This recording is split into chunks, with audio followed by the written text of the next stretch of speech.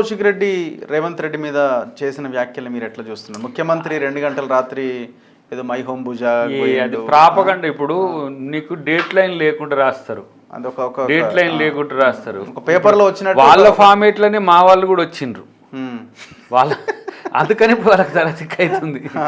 వాళ్ళ ఫార్మేట్ ఇప్పుడు వాళ్ళు ఏం చేస్తుండ్రో వాళ్ళ ఫార్మేట్లోనే రాస్తారు. ఇదే కదా ఇప్పుడు నువ్వు కూడా పేపర్ కటింగ్ ఒకటి. ఇప్పుడు దీనికి ఏముండదు, దీనికి ఇప్పుడు ఈనాడు అనుకోండి డేట్ లైన్ ఉంటుంది, డేట్ లైన్ ఉండి దానికి ఈనాడు ఇక్కడ బై నేమ్ కూడా ఉంటే డేట్ లైన్ ఉంటుంది. దీనికి ఏముండదు, ఇట్లా ఇట్లా రాసి ఒకటి ఏదో ఫార్మేట్ చేసి పెడతారు అంతే. దీన్ని మనం సీరియస్గా ప్రాపగండానికి దాని మీదనే కదా ఆయన మాట్లాడింది. ఎవరు? కౌశిక్ రెడ్డి మాట్లాడింది 2 గంటల రాత్రి హీరోయిన్ అది ఇదని మాట్లాడి, అది బయట పెట్టమన్నారు అప్పుడు తెలుస్తుంది. ఉత్త కేసులు ఇవన్నీ. ఇప్పుడు ఈయన ఎట్లనో మన వాళ్ళు అట్నే ఒక 4-5 తయారైనరు. ఎవరు కేటీఆర్ 1, రోబో 1, రోబో 2 లెక్క వీళ్ళు ఇట్లా తయారైంది తప్పితే రేవంత్ రెడ్డి వ్యక్తిగత జీవితం చాలామందికి తెలుసు. అది ఎంత సిస్టమేటిక్గా ఉంటుందో అందరికీ తెలుసు. ఇప్పుడు వీళ్ళేం సర్టిఫికెట్ లేనక్కర్లే, వీళ్ళు ప్రాపగండా చేస్తే ఆయన ఏదో రెచ్చిపోయి ఎప్పుడు రా అదెట్రా ఇదెట్రా అనేదో అని అంటాడని అనుకుంటారు. కానీ ఇక వీళ్ళని పట్టించుకుంటాడైతే నేను అనుకోను. ఎందుకంటే కూడా కార్నర్ చేస్తున్నారు వాళ్ళ లీడర్ అని, వాళ్ళు కార్నర్ చేస్తున్నారేమో. ఇప్పుడు మీ అంటే ఇప్పుడు హయత్ అంటున్నారు, ఇంకోటి అంటున్నారు. ఇవన్నీ మరి మమ్మల్ని ఎందుకు కార్నర్ చేస్తున్నారు? దగ్గర నేను ఆరోపణల మీద లేకపోతే ఈ కథనాల మీద చర్చ పెట్టాను, కానీ నేను డాక్యుమెంటల్ ఎవిడెన్స్ మీద మాత్రం నమ్మకం. నేను ఎందుకు సీరియస్గా మాట్లాడతలేనంటే రేపు ఇదేంటిది ఈ ఫోన్ ట్యాపింగ్ కేసుది రావాలి బయటికి, వచ్చినాక మనం మాట్లాడచ్చు. మీరు ఎన్నోసార్లు మీరు కూడా చెప్తుంటే నేను విన్నగా, మేము ఆధారాలు లేకుండా విమర్శించినాం అనుకోండి, అది మేము కూడా ఫెడౌట్ అవుతాం. అట్లా కాకుండా ఇప్పుడు అది పోలీస్ ఎంక్వైరీలో జరిగేది విత్ డాక్యుమెంట్స్తోనో with something video evidence audio evidence ఉంటుంది. అది కూడా బయట ప్రభుత్వం బయట పెడుతుందంటే దాన్ని ఛాలెంజ్ చేయడానికి వివిధ వ్యవస్థలు ఉంటాయి, మళ్ళీ హైకోర్టు, సుప్రీం. కాబట్టి చాలా జాగ్రత్తగా రికార్డ్ చేయడంతో పాటు మన దగ్గర ఉన్న ప్రాథమిక సమాచారాన్ని కూడా దాన్ని ప్రొటెక్ట్ చేస్తున్నాం, ప్రొక్యూర్ చేస్తున్నాం. ఆ విషయాలు వచ్చినాక మాత్రం చెప్పగలను. నాకున్న సమాచారం అయితే అంత వికృతంగా అది ఉన్నది. ఇప్పుడు ఏదో ధర్మస్థల ఇప్పుడు ఏదో కర్ణాటకలో జరుగుతుంది ఒకటి ఎంక్వైరీ.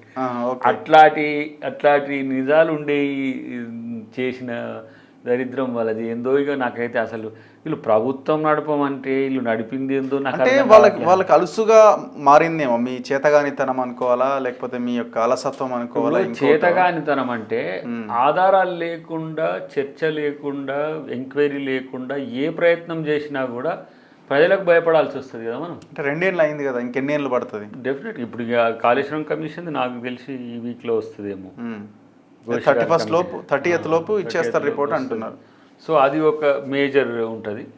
ఇది ఇంకా ఉన్నాయి కదా ట్యాపింగ్లు. ఇప్పుడు వీళ్ళు ట్యాపింగ్ అనేది మళ్ళీ కొత్త ట్యాపింగ్ తెచ్చిరు వీళ్ళు. వాళ్ళగా ఎవడో ఇప్పుడు పీకే అయితే లేడు, మరి ఎవడిస్తుండేది. మీరు ట్యాపింగ్ చేస్తారట కదా, మంత్రులు ఏదో 2-3 ట్యాపింగ్ చేసి అది కూడా వేసుకోవచ్చు కదా. వాళ్ళు మా ఫోన్ ట్యాపింగ్ చేస్తుండ్రని చెప్పేసి ఏమన్నా ఇప్పుడు మనోడు ప్రవీణ్ మాట్లాడినట్టుంది. హైకోర్టును దేంట్లో వేస్తే ట్యాపింగ్ చేస్తురా లేదా అని తెలుస్తుంది కదా. కాబట్టి వీళ్ళకు ఆయన మాట, మనోని మాట, ఎవరు కేసీఆర్ మాట వింటుండ్రో వీళ్ళు లేదో నాకు కొంచెం అర్థం కావట్లేదు. కానీ కేసీఆర్ చెప్పినట్టు నడుస్తున్నట్టు నేను అనుకుంటున్నా. కానీ వీళ్ళు ఇష్టం వచ్చినట్టు చెప్పి కేసీఆర్ చెప్పినట్టు చేస్తున్నామని ఏమన్నా నటిస్తుండ్రో తెలియదు. ఎందుకు ఇష్టానుసారంగా మాట్లాడడం అనేది పక్కన పెడదాం, అదొక ఎత్తు. ఎవరైనా మాట్లాడుతున్న సందర్భం వచ్చినప్పుడు. కానీ వీళ్ళ స్ట్రాటజీ ఏంది రిగార్డింగ్ పాలిటిక్స్? వీళ్ళ స్ట్రాటజీ, వీళ్ళకంటూ ఒక స్ట్రాటజీ లేని పరిస్థితి.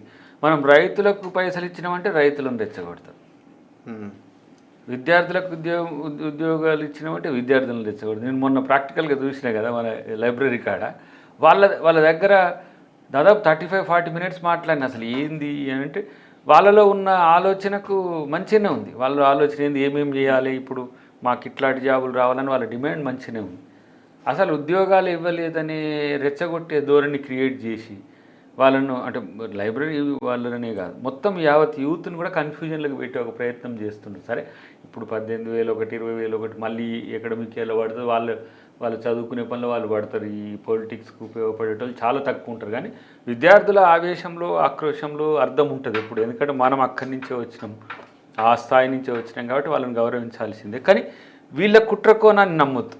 వీళ్ళ కుట్రకోణం వల్ల జీవితాలు నాశనమైన గతంలో కూడా 2011 నుంచి చెప్తున్నా, 2011 నుంచి ఇప్పటి వరకు విద్యార్థులను యువతను వాడుకోవడం తప్ప వాళ్ళకి ఏం చేసింది లేకపోగా బీఆర్ఎస్ పార్టీ స్ట్రాటజీలో ఒక బ్యాంక్రప్సీ కనబడుతున్నది మనకు. ఒక రాజకీయ విధానం లేకపోవడం, దానికి కారణం కేసీఆర్ బయట తిరగకపోవడమా, ప్రత్యక్ష రాజకీయాల్లో ఉండకపోవడమా ఏదా తెలుస్తుంది. కానీ దారి దొరకట్లేదు వాళ్ళకి. ఇగో ఈ ఎజెండాను ఎత్తుకుందాం, దీంతో మనం ముందుకు పోతే ప్రజలకు దగ్గర అవుతాం అనే స్థితి అయితే కనబడతలేదు. కాబట్టి మళ్ళీ మేమే 3 సంవత్సరాలకు వస్తాం, 4 సంవత్సరాలకు వచ్చేది మేమే, పోలీసులను హెచ్చరించే ప్రయత్నం చేస్తారు, ఏదేదో పిచ్చి పిచ్చి ప్రకటనలు చేస్తుండు మనోడు. సరే, అది ఏమి నాకైతే ఏమో ఒక హాస్యాస్పదమైన ధోరణిగానే ఉన్నది.